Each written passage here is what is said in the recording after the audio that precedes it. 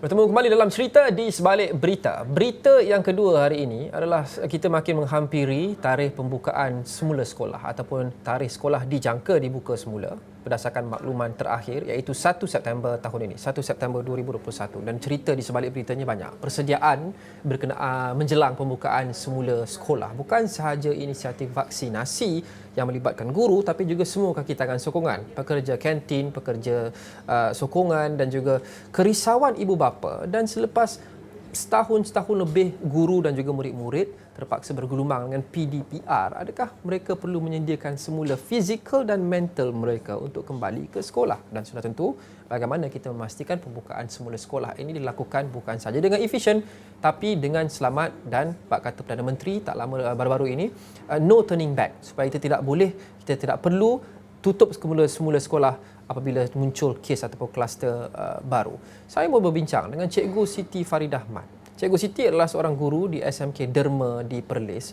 Assalamualaikum Cikgu.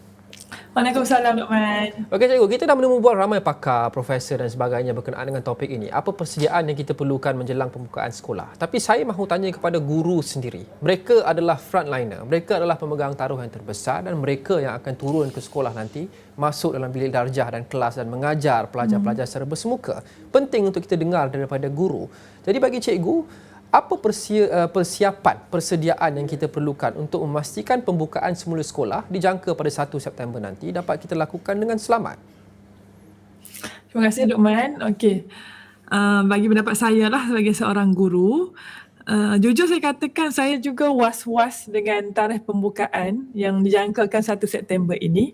Tapi oleh kerana saya penjawat awam, jika dibuka sekolah pada 1 September ini, saya perlu menjalankan amanah iaitu pergi ke sekolah bukan sengaja untuk mengajar tetapi juga bersedia untuk mengawal sesi PDP di sekolah agar maksudnya SOP itu dijaga dengan lebih ketat. Memang mental dan fizikal perlu dimulakan semula kerana tempoh PDPR ni terlalu lama yang kami tinggalkan sekolah ni.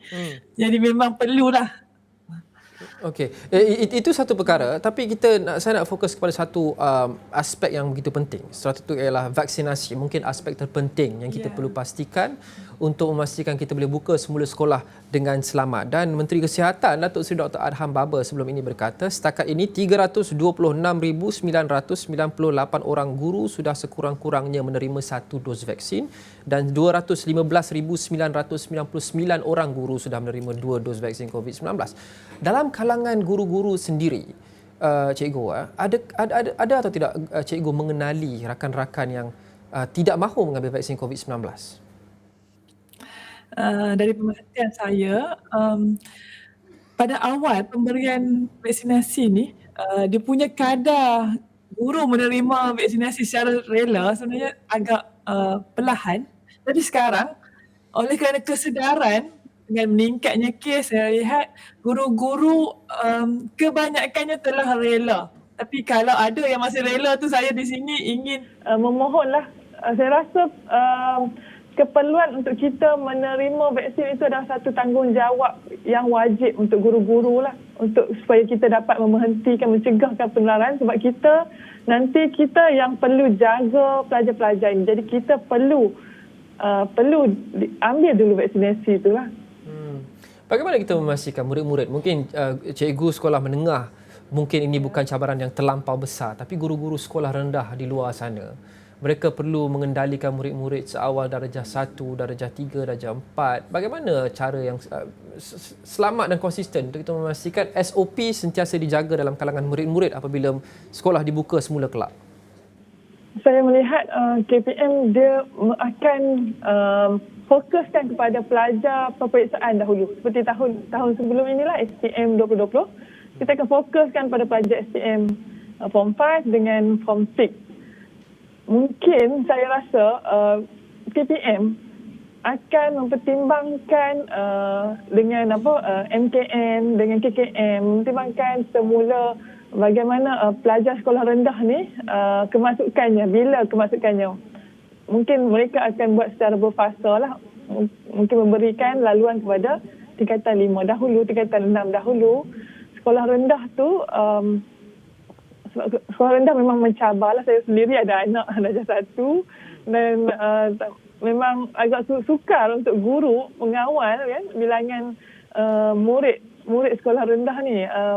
Tapi walau bagaimanapun guru tetap kena tingkatkan SOP, jaga daripada pintu masuk, bilik kelas, bilik makmal, kantin, semualah sampailah keluar sekolah. Memang perlu jaga balik SOP secara fizikalnya, secara mental.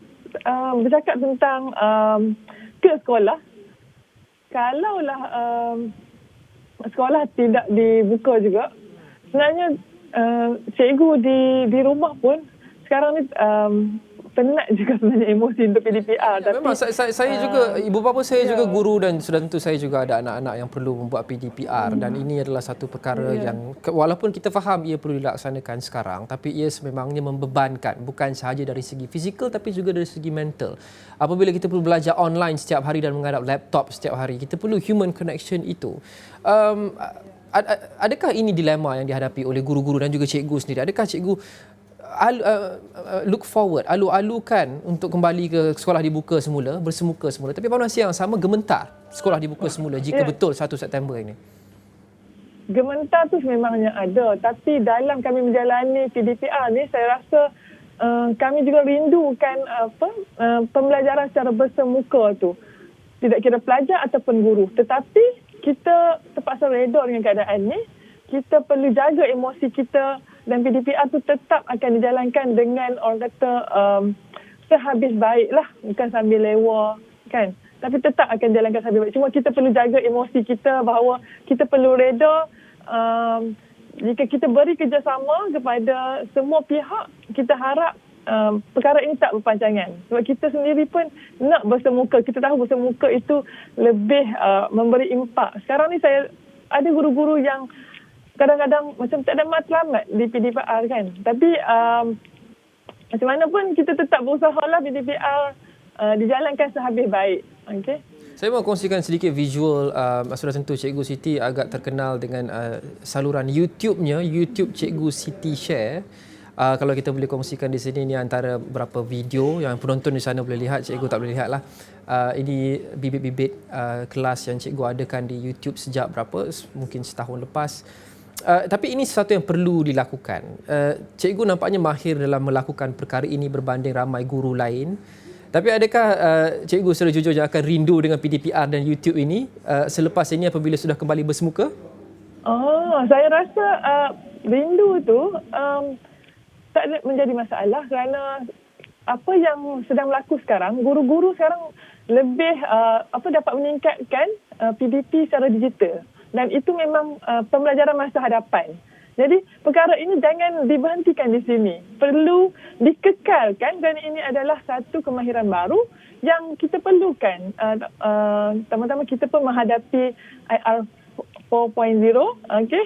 Jadi perkara ini takkan terberhenti di sini sahajalah, bukan kerana pandemik ini.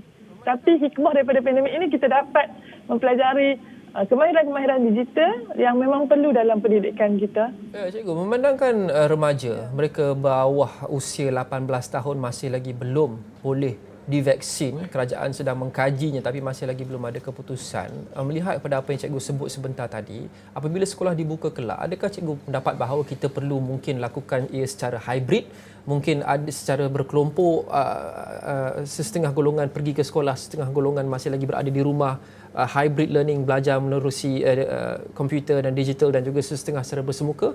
Adakah itu yang kita perlu lakukan untuk menghadkan risiko penularan COVID-19? Bagi menjawab tu saya rasa saya mungkin tak boleh bersuara di situ sebab saya pun menerima sahaja apa keputusan, tapi mungkin itu saya percaya KPM akan menjalankan kajian sebelum apa-apa sebarang keputusan yang dibuat, sama ada hybrid ataupun semua boleh masuk ke sekolah. Saya rasa KPM tidaklah memberi keputusan itu terus dalam sehari dua. Mereka memang menjalankan kajian, mencari data, survey kan. Jadi saya menerima ajalah apa pun keputusan. Okay, terima kasih Siti Faridah Ahmad, Guru SMK Derma di Perlis, dan kita harap semua pihak perlu memainkan peranan, khasnya guru, iaitu wira-wira yang kadang-kala tidak didendang dalam perjuangan kita menentang COVID-19. Mereka adalah penjaga utama kanak-kanak ataupun penjaga utama anak-anak kita di sekolah nanti. Kita harap semuanya akan berjalan lancar jika sekolah dibuka semula pada 1 September nanti. Itu saja untuk cerita hari ini. Terima kasih kerana menonton. Saya Luqman Haris. Kita jumpa lagi. Assalamualaikum.